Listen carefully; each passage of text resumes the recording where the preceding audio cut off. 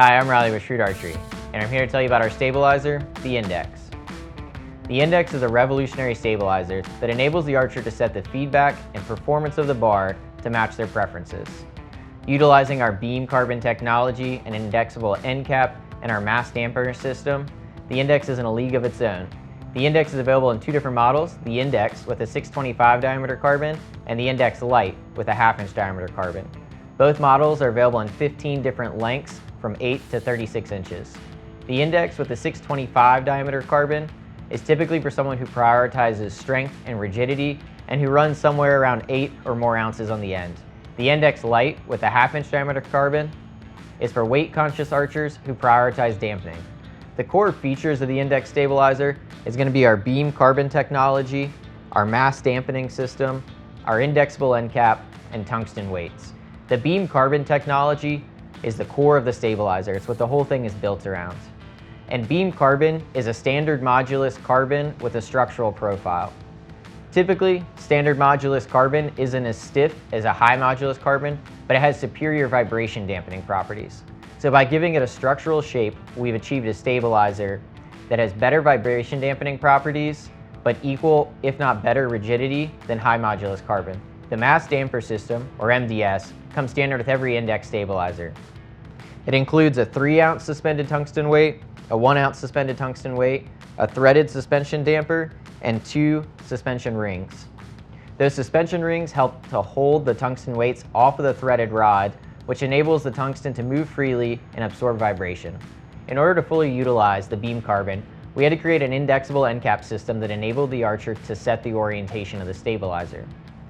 Typically, the stabilizer would be set in 2 different orientations, a rigid and a dynamic setting. The rigid setting is when the grooves in the carbon are on either side, and this prioritizes strength and rigidity and reduces the amount of feedback from the bar. The dynamic setting would put the grooves on the top and bottom of the stabilizer. This is going to give you maximum vibration dampening, but it will provide more feedback from the stabilizer. In order to set the orientation of your stabilizer, first you want to ensure that the groove machined into the face of the bolt is oriented with 0 on the back scale. From the factory, the bolt will already come set to this position, but anytime you want to adjust the orientation of your Index, you need to reset that groove to 0. Once you've double checked that, you then take your bow and you're going to go ahead and thread your stabilizer in. Now you want to be sure that when you thread it in, you tighten it down just as you would when you go to actually use your stabilizer. So make sure once you get it all the way to the bottom, you give it a nice twist and make sure it's nice and snug. Now we're going to look at the numbers on the outside of the Index stabilizer, and we're going to see what number is in the topmost position. In this case, it looks like number 1 is in the topmost position, so we're only a little bit out of plumb here. So now we can unthread our Index stabilizer. And keep in mind that number that was in the topmost position. So we're going to take our included 16th hex key here. We're going to back out the locking screw that's found on the base of the stabilizer. And you don't need to remove it completely. So you can leave 1 or 2 threads engaged, that way you're less likely to lose your bolt. Now we're going to look at this groove on the face of our bolt here, and we're going to set that to position 1. And then we're going to tighten our locking screw back down. And that locking screw is actually engaging with teeth machined into this bolt, and it's normal for the bolt to feel like it's floating around still. Once you install it into a bow, it'll take away any of that movement and there won't be any rattle. So we have our bolt set to 1, and now let's reinstall it into our bow.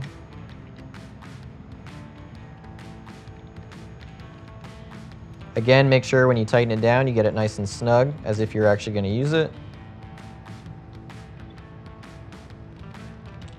And you can see we've oriented now, so 0 is exactly on top, and now we have it set to the rigid orientation. In order to get to dynamic with your grooves on the top and bottom of the carbon, that number that you remembered on the outside, you would add 3.5 to. So ours was number 1 that was on the topmost position. We would add 3.5, so we'd be at 4.5.